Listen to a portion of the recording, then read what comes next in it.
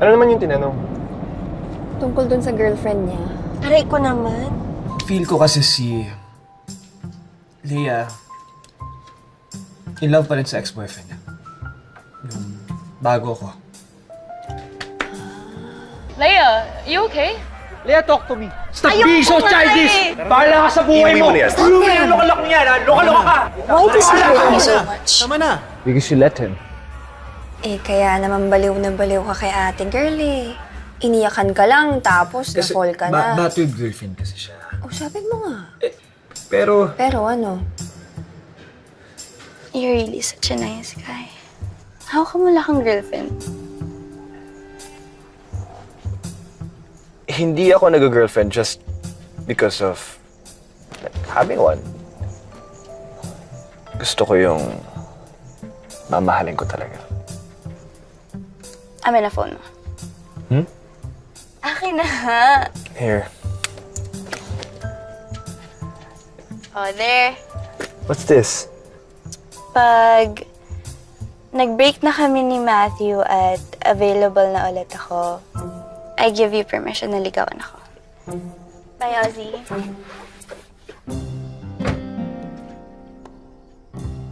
Kaya ka pala lumagapak. As in, fall na fall kay ate girl dahil dinaan ka sa sindak. ouch. Oo nga, no? Tama ka, no? Tanga ko, no? Isipin mo, honor student pa ako. Alam mo, lahat nagagago pagdating sa love-love na yan. Lahat natatanga. Tama ka dyan. Pero alam mo, bilib nga ako sa'yo. Bakit? Ang dami mong alam sa ganito. Nakailang boyfriend ka na ba?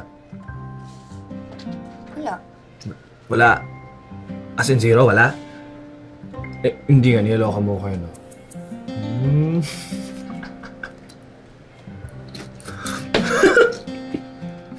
Eh, bakit kung makasalita ka, parang napakadami mo ng boyfriend, ha? Alam mo, hindi ibig sabihin kung walang boyfriend o kaya hindi pa nagkakaroon ng boyfriend, eh hindi pa na-in love. Ano naman ang in-emote sa'yo?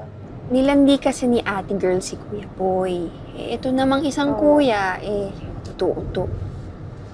Yung mga babaeng ganyan, yung mapag-take advantage. Eh, pero si Kuya Boy naman, nagpa-auto.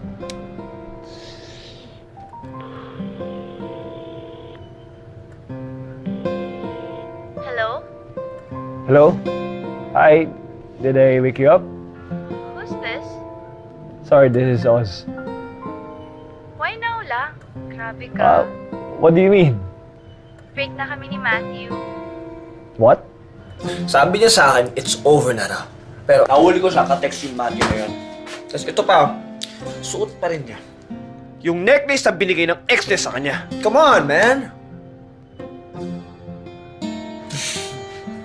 Sorry.